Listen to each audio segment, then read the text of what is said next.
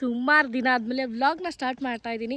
ಇವತ್ತು ಸಂಕ್ರಾಂತಿ ಹಬ್ಬ, ಹಾಗೆಯೇ ಎಲ್ರಿಗೂ ಸಂಕ್ರಾಂತಿ ಹಬ್ಬದ ಆರ್ಥಿಕ ಶುಭಾಶಯಗಳು.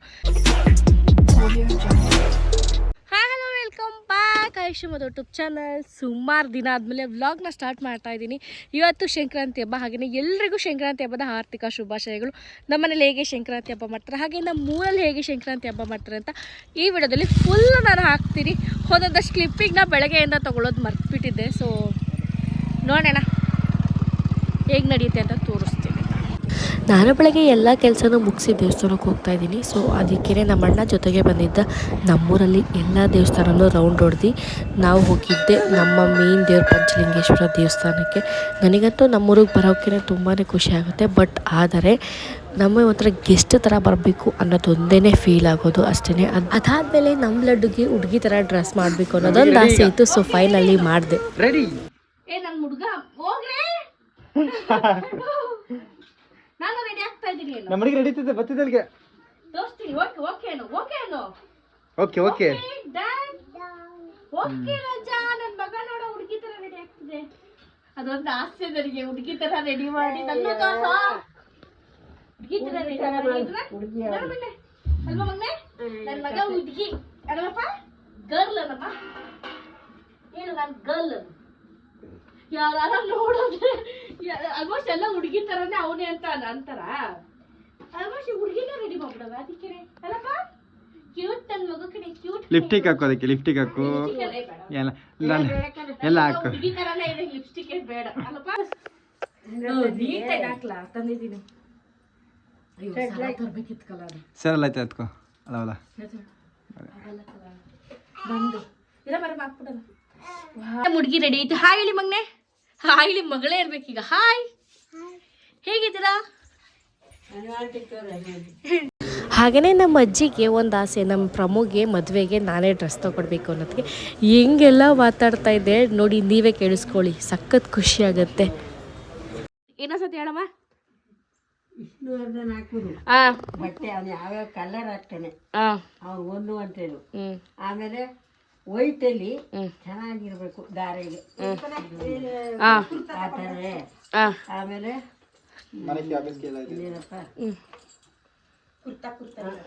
4 ಜೊತೆ 5 ಜೊತೆ ಪ್ಯಾಂಟು, 2 ಪ್ಯಾಂಟು.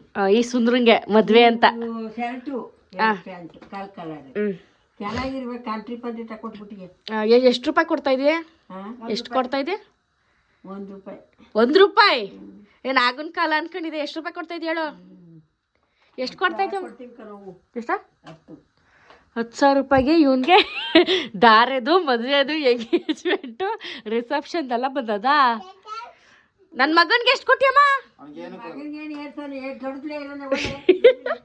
ನೋಡು, ಮೊಮ್ಮಗಂಗಾದ್ರೆ ಕೊಡ್ತಾಳೆ, ನನ್ನ ಮಗನ್ಗಾದ್ರೆ ಕೊಡಲ್ಲ.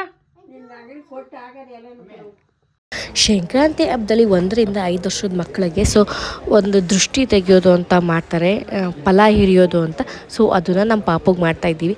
ಒಬ್ಬೊಬ್ಬರು ಅಂತಾರೆ ಮಾಡಬಾರ್ದು ಗಂಡು ಮಕ್ಳಿಗೆ ಅಂತ. ಆ ಥರ ಏನಿಲ್ಲ, ಎಲ್ಲ ಗಂಡು ಹೆಣ್ಣಿಗೆ 5 ವರ್ಷದ ಮಕ್ಕಳಿಗೆ ಮಾಡ್ಬೋದು. ನಿಮ್ಮ ಖುಷಿ ನಿಮ್ಮ ಮನೆಯಲ್ಲಿ ಹೆಣ್ಣು ಪಾಪು ಗಂಡು ಪಾಪು ಯಾವುದೇ ಇದ್ರೂ ಕೂಡ ಮಾಡ್ಬೋದು. ನನ್ನ ಕೇಳಿದ್ರೆ ನಾನಿಲ್ಲಿ ನಮ್ಮ ಮಮ್ಮಿ ಮನೇಲಿ ಸಿಂಪಲ್ಲಾಗೆ ಮಾಡಿದ್ದೀನಿ.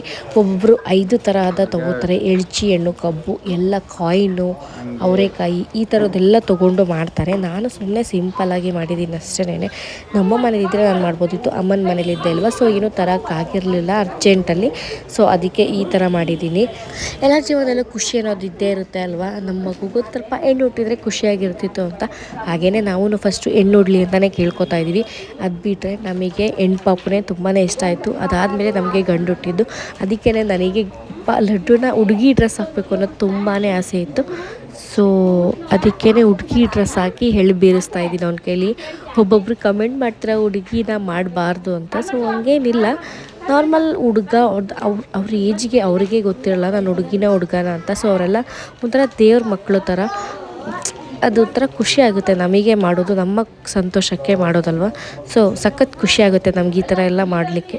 ಮಕ್ಕಳು ದೊಡ್ಡವರಾದ್ಮೇಲೆ ಈ ಥರ ಮಾಡೋಕ್ಕಾಗಲ್ಲ ಅನ್ನೋ ರಿಗ್ರೆಟ್ ಎಲ್ಲ ಇರುತ್ತಲ್ವ. ಸೊ ಅದಕ್ಕೆ ಅವನು ಗೊತ್ತಿಲ್ಲದಿರೋ ಏಜಲ್ಲೇ ಇದನ್ನೆಲ್ಲ ಹಾಕಿಸಿ ನಮ್ಮ ಆಸೆಗಳನ್ನ ತೀರಿಸ್ಕೊಬಿಡ್ಬೇಕು. ಇಲ್ಲ ಅಂತಂದರೆ ನನ್ನ ಮಕ್ಕಳು ನಿಜವಾಗ್ಲೂ ಹಾಕಿಸ್ಕೊಳ್ಳಲ್ಲ. ಹಾಗೆಯೇ ನಾನು ಬೇರೆಯವ್ರ ಮನೆಗೆ ಹೋಗಿಲ್ಲ, ಎಳ್ಳು ಬೀರಾದಮೇಲೆ ನಮ್ಮೂರಲ್ಲಿ ಒಂದಷ್ಟು ಸಖತ್ತಾಗಿರೋ ಕ್ರೇಜಿ ವೀಡಿಯೋಗಳನ್ನ ಹಾಕ್ತೀನಿ. ಮುಂದೆ ಕಂಟಿನ್ಯೂ ಆಗಿ ನೀವೇ ನೋಡಿ.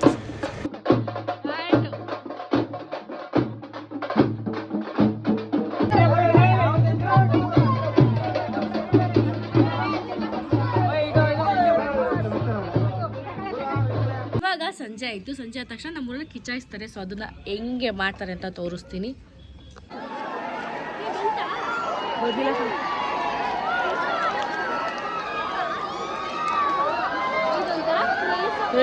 ಎಷ್ಟು ಸಗದಾಗಿರುತ್ತೆ.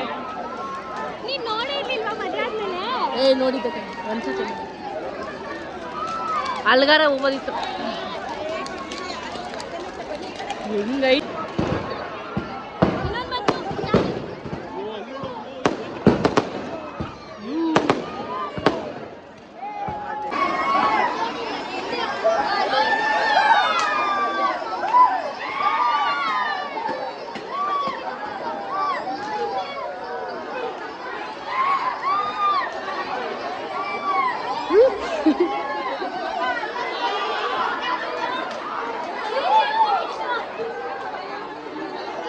ತಗೊಂಡು ಬಂದ್ಬಿಟ್ಟವು ಮಗ್ಮಗ್ನ ಆಮೇಲೆ